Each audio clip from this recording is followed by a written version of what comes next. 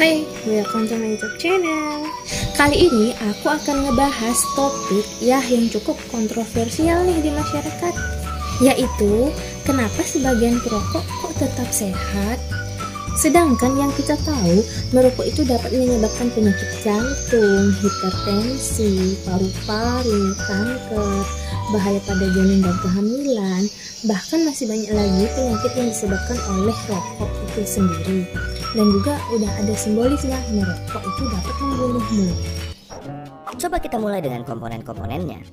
Pertama, nikotin, suatu zat yang bisa bikin kita kecanduan, si alasan utama kenapa semua orang tidak bisa berhenti merokok. Bahkan, dia adalah alasan kenapa mereka yang berniat berhenti merasa tidak nyaman dan akhirnya ditarik kembali. Selain nikotin, ada sekitar 7.000 bahan kimia lainnya yang terlibat dalam proses membakar satu batang rokok, di mana diantaranya ada beberapa yang akan menjadi aktif dan dapat merusak badan kita. Terlebih lagi, terdapat lebih dari 60 bahan kimia diantaranya yang diketahui dapat menyebabkan kanker. Dari sini, kita dapat mengambil kesimpulan bahwa merokok dapat merusak berbagai macam organ tubuh kita dan secara umum menurunkan kondisi kesehatan. Komponen berikutnya adalah tar, suatu nama yang diberikan untuk partikel-partikel yang tergantung di dalam rokok. Partikel-partikel ini berisi zat-zat yang dapat menyebabkan kanker seperti karsinogen. Contohnya adalah metal seperti arsenik, kadmium, dan lain-lainnya. Tar itu lengket dan berwarna coklat. Dan apakah kalian pernah berpikir kenapa gigi dan kuku perokok menjadi kuning? Yap, itu adalah tar yang dapat juga mengotori paru-paru dan memberikannya penampilan yang sama. Zat yang berbahaya berikutnya adalah karbon monoksida, suatu gas yang dalam jumlah banyak dapat berakibat fatal karena menggantikan oksigen yang seharusnya tersirkulasi di darah. Gampangnya seperti ini.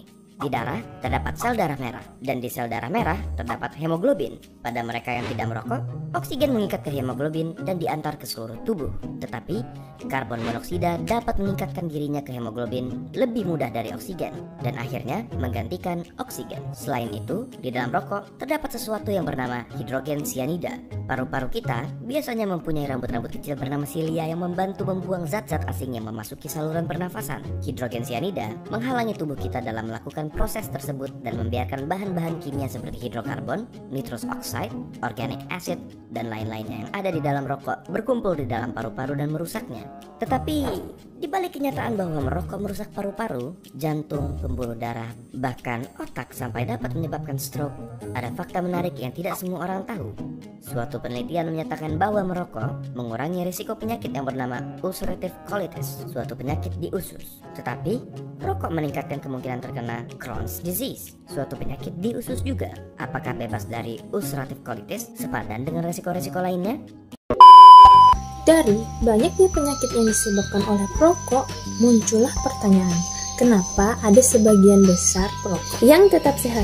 Bahkan ada pertanyaan, kenapa om saya, paman saya, kakek saya rata-ratanya perokok berat, tapi kok usianya bisa sampai 7-80 tahun?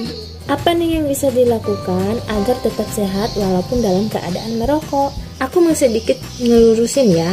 Ada banyak faktor penyebab yang membuat seseorang itu jatuh sakit, tidak hanya merokok. Buktinya banyak nih, para perokok yang umurnya panjang, yang jarang sakit.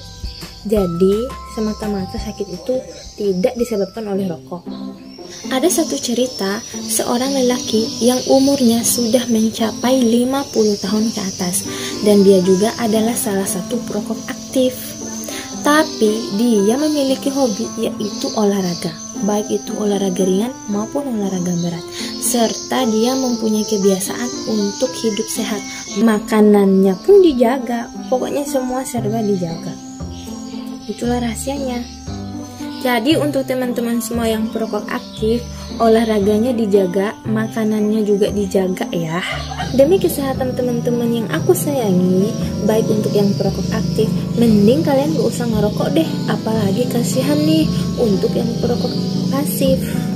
Karena rokok itu tidak hanya membahayakan perokok aktif, tapi juga yang pasif nih teman-teman. Perokok pasif lebih terkena dampak lebih berbahaya dibandingkan perokok aktif.